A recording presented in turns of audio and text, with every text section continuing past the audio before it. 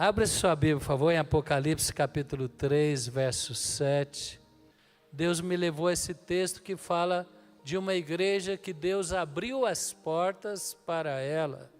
E essas portas permaneceriam abertas. Então vamos ler Apocalipse capítulo 3, a partir do verso 7.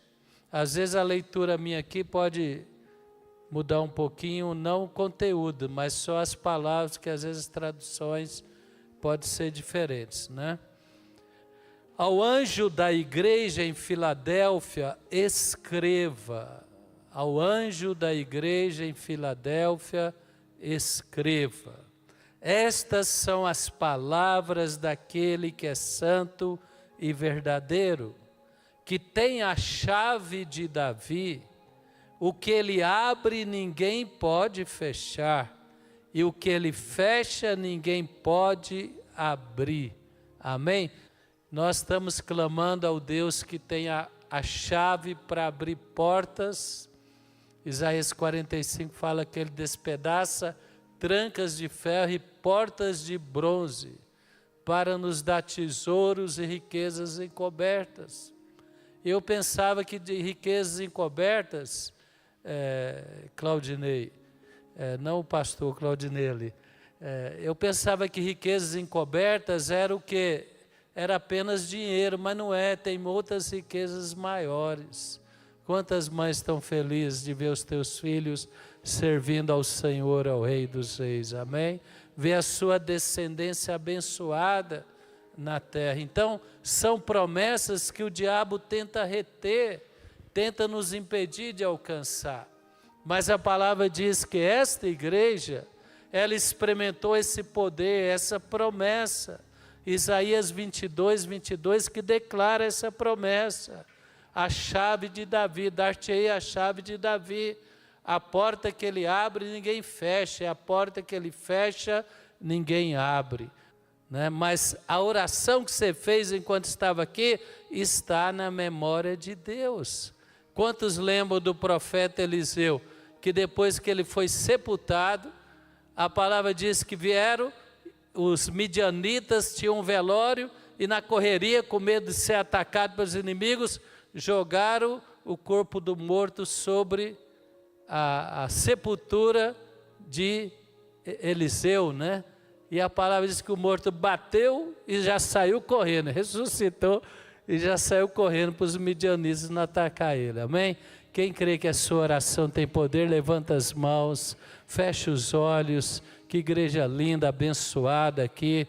Fecha os olhos, pensa nas portas que estão fechadas, portas que você tem batido, que você tem clamado. Fala comigo, fala: Senhor Deus, eu estarei aos domingos declarando que o Senhor liberou, através da igreja, a chave de Davi, para abrir as portas das promessas, da palavra, sobre a minha vida, sobre a minha família, e para fechar as portas, para que as maldições e as pragas e as maldades não toquem minha vida, não toquem minha família, em nome de Jesus. Quem crê que Deus abriu, quem crê que Deus está te ouvindo, aplaude Ele bem forte. E Deus aqui, através do profeta João, na palavra de Apocalipse, ele destaca algumas qualidades desta igreja de Filadélfia. E por que ele concedeu a essa igreja essa bênção de ter as portas abertas. Verso 8 ele diz: conheço as suas obras, eis que coloquei diante de você uma porta aberta, que ninguém pode fechar. Sei que você tem pouca força, mas guardou a minha palavra e não negou o meu nome. Primeiro, meu irmão, Deus falou: conheço as suas obras. O evangelho não é apenas palavra, o evangelho é obras. Nós aprendemos sobre congregar, sobre orar, sobre santificar, sobre testemunhar, sobre buscar a Deus de todo o coração. Deus conhece aqueles que praticam as obras. Esta igreja, ela tinha pouca força. Quem já se sentiu muitas vezes com pouca força? Quem já se sentiu com pouca força? Quem às vezes já se comparou com outras pessoas e falou, não, eu não tenho esta força e essa capacidade. Deixa eu ver, levanta a mão, né? Fala para o seu irmão, comparar nunca é bom. Porque você está crescendo. Amém? E nós temos que nos comparar com nós mesmos. Pense em você 1 ano atrás, pense em você 5 anos atrás. Se você está melhor, aí Deus está realizando o propósito dele na vida dele. Quem pode dizer que hoje é melhor e é mais forte do que era alguns anos atrás? Levanta as mãos, fala obrigado, Senhor. E eu creio, meu Deus, que apesar de muitas vezes não sentir força, as portas se abrirão em nome de Jesus. Então ele fala, olha, eu sei das suas limitações, mas eu também sei da sua determinação, da sua perseverança. E ele declara aqui, veja que farei com aqueles que são sinagoga de Satanás, que se dizem judeus e não são, mas são mentirosos. Farei que se prostrem aos seus pés e reconheçam que eu o amei. Meu irmão, aqui o Senhor está falando, aquele que não tem tanta força, mas ele tem uma vida de fé e perseverança e comunhão com Deus. A palavra diz que Deus não espera a força, Deus não precisa da força do cavalo, Deus precisa de um coração que espera nele. Quem quer transferir o seu desafio para Deus? Quem crê que Deus vai aperfeiçoar na sua fraqueza?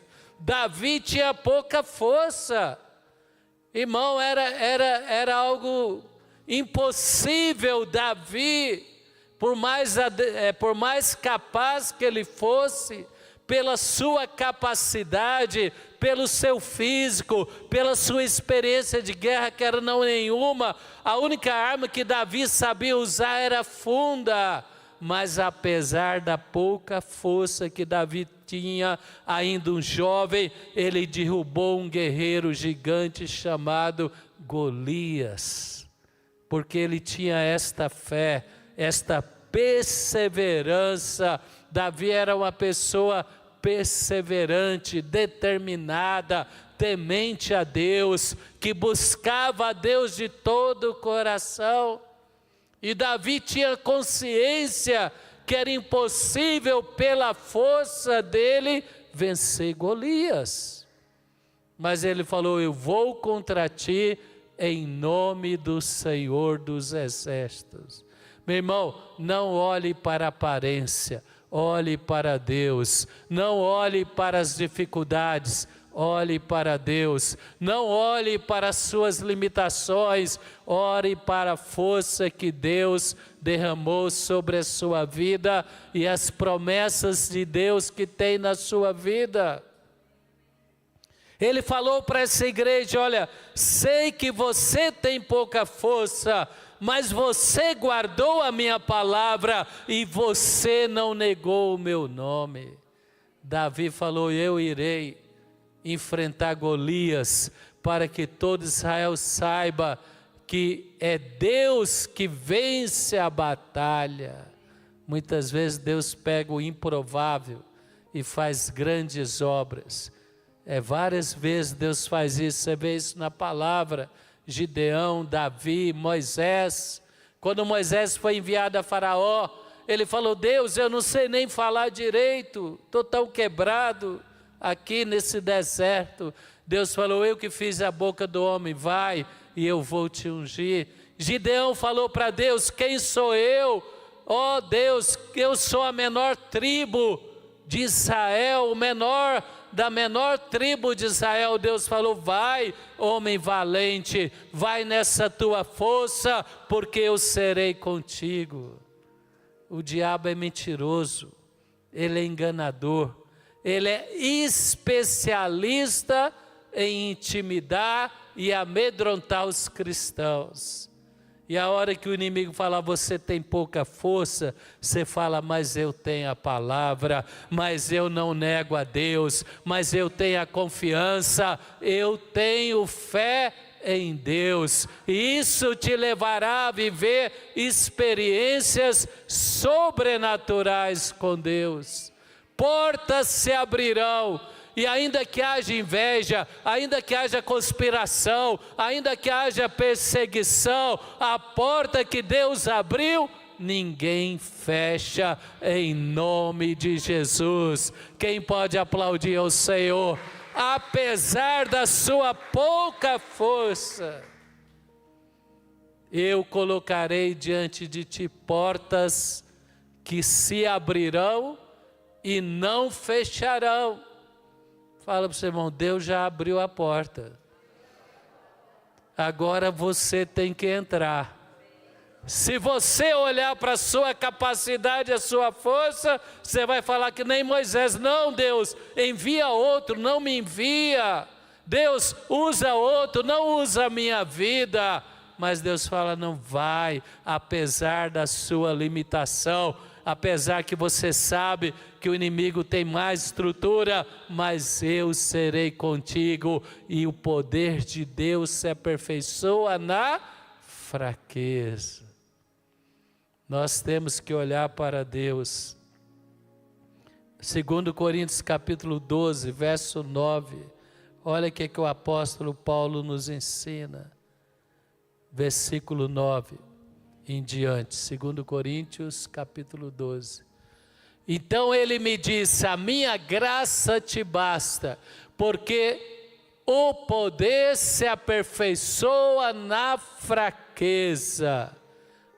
O meu poder, essa tradução que eu estou lendo é: se aperfeiçoa na fraqueza.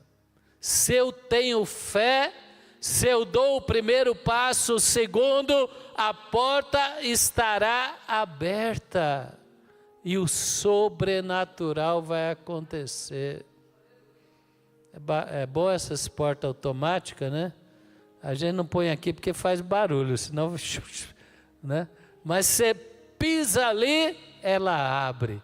Quem vai pisar e vai falar: não pela minha força, mas a força de Deus vai abrir essa porta. Esse coração endurecido vai quebrantar, essa resistência do inferno vai cair, esta praga e essa maldição vai sair e a bênção de Deus vai prevalecer.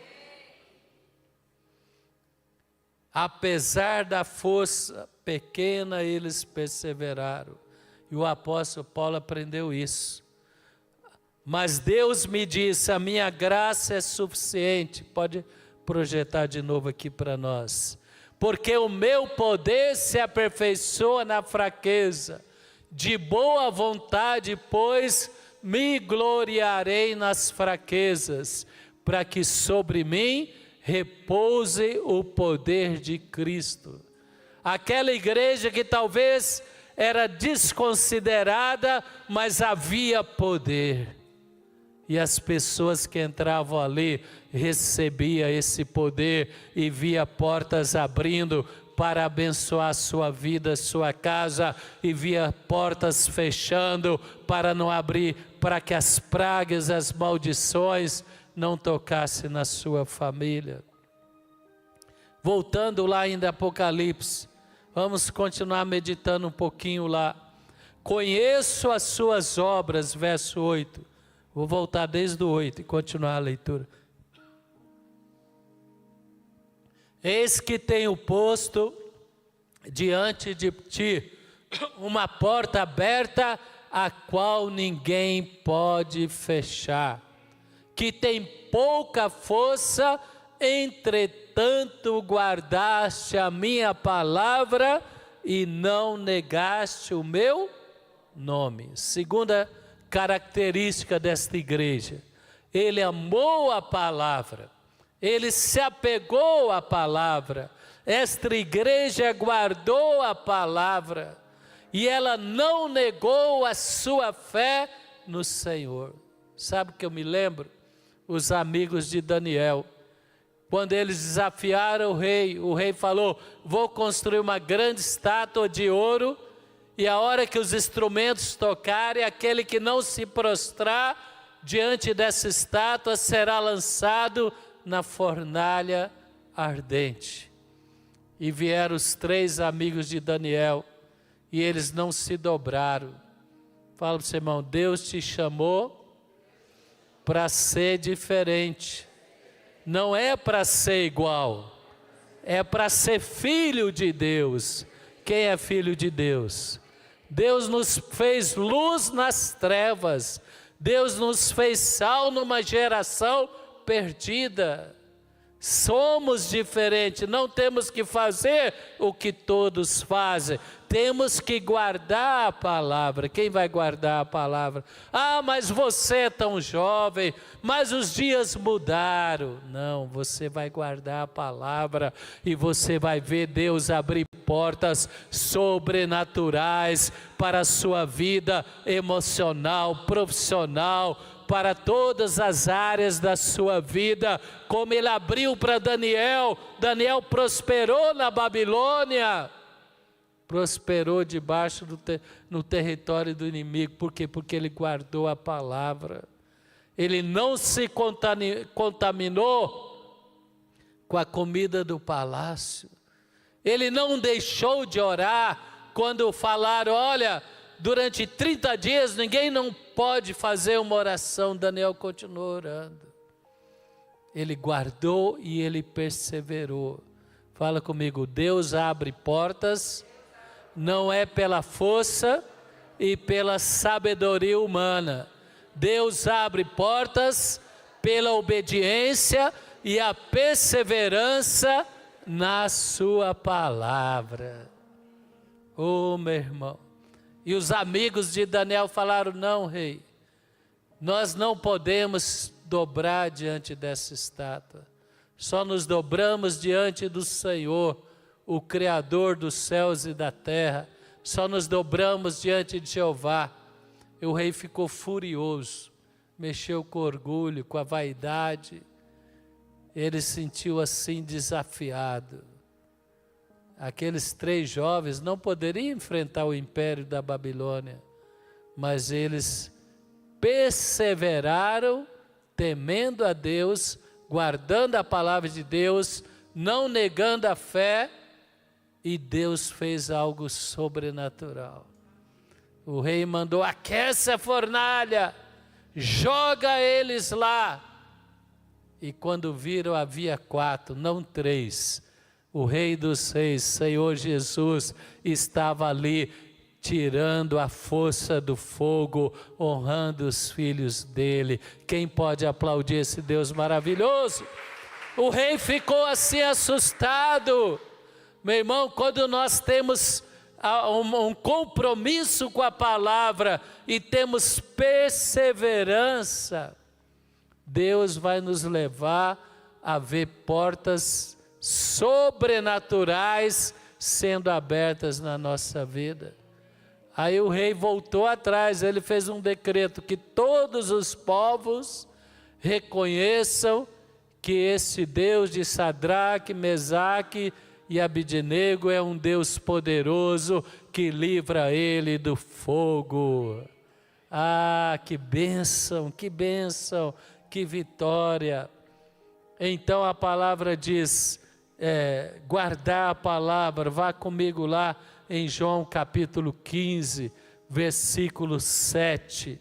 Olha aqui que Jesus ensinou aos apóstolos e aos discípulos: se vocês permanecerem em mim e as minhas palavras permanecerem em vocês, pedirão o que quiser e será concedido. Portas abertas, portas que não se fecharão. Pega a cartela e fala: eu vou guardar a palavra, estarei aos domingos recebendo a palavra, profetizando a palavra, e portas serão abertas e não se fecharão. Quem crê, diga aleluia.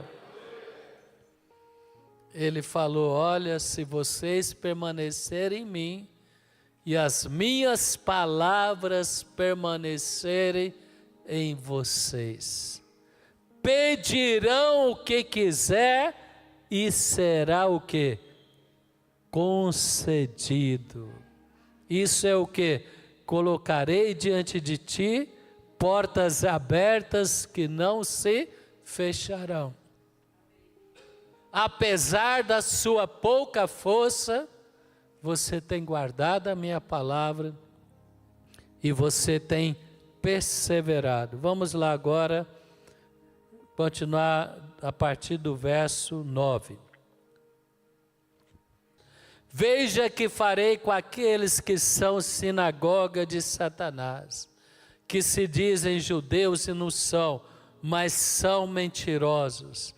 Se prostrarão aos seus pés e reconheçam que eu amei.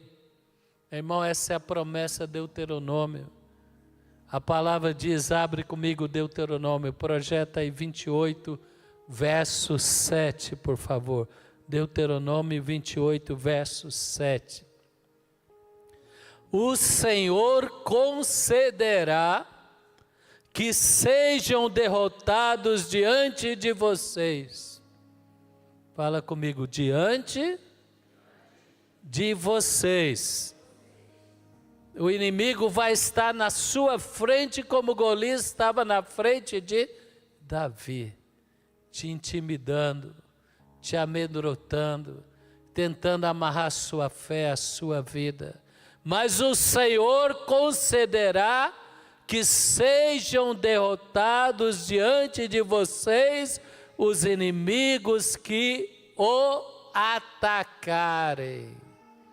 Virão a vocês por um caminho e por 7 fugirão.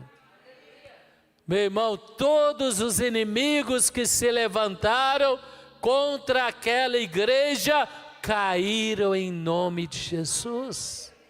Deus fala, olha, eu farei que se prostrem diante de você e reconheçam que eu te amei, os inimigos que tentaram te destruir, que tentaram te intimidar, que tentaram destruir a sua fé e a sua confiança, vai cair.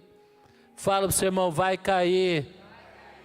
Guarda a palavra, persevera em oração, persevera na igreja, fala, venha domingo que vem, porque eles vão cair um a um diante de você, em nome de Jesus. Perseverança, perseverança. Isaac abriu um poço, os filisteus entulhavam, os filisteus falavam, é meu, ele abria outro poço, eles roubavam, ele abria outro poço, até que chegou o momento, falou, este jovem é invencível. E veio Abimeleque, o exército de Abimeleque, ficou o comandante dele, falou, olha Isaac, você sabe que nós não te maltratamos, vamos fazer uma aliança, porque nós vemos que Deus é com você. Aqueles que tentam te intimidar vão cair, e aqueles que te cercam, incluindo a sua família, que talvez ainda não está na fé, vai reconhecer a bênção de Deus, o poder de Deus, a autoridade de Deus, a bondade de Deus sobre a sua vida, em nome de Jesus. Porque apesar de ter sido ignorado, desprezado ou até mesmo rejeitado, você se apegou a Deus, você guardou a palavra de Deus, você não negou a sua fé, e Deus vai fazer teus adversários prostrar diante dos teus pés, em nome de Jesus. E não adianta falar, não precisa, é Deus que vai fazer. Fala para o seu irmão, é Deus que vai fazer. Não poupa, não, deixa Deus fazer. Quem vai deixar Deus fazer?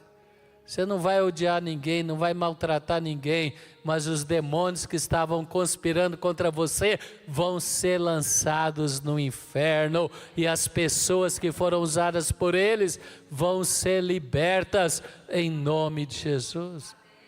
Agora, se não quiser liberta, acompanha lá o inimigo, mas vai ser liberta. Quem crê que vai ser liberta diz amém. Às vezes você nem quer que seja, né? Mas tu tem que orar para ser, viu, irmão? Abre comigo agora, então, lá, continua lá. Verso 10, né? Visto que guardou a minha palavra de exortação, a perseverança. Visto que guardou a palavra da minha perseverança, eu também o guardarei da hora da provação, que virá sobre todo mundo, para pôr a prova os que habitam na terra. Meu irmão, você vai passar antecipado. Como é que fala quem é pedagogo, né? Você não precisa nem fazer a prova final. Quem já passou, na minha época tinha isso, né? Se você tinha, era assim, não é, irmã Mara? Se você tirava notas boas, você ficava livre da prova final. Quem crê que você vai ficar livre da provação que virá sobre a terra? Fala, oh Deus, levanta as mãos. Fala, oh Deus, me livra desta provação. Oh, então Deus fala, está nas suas mãos. Não olhe para a sua força, guarde a palavra de perseverança.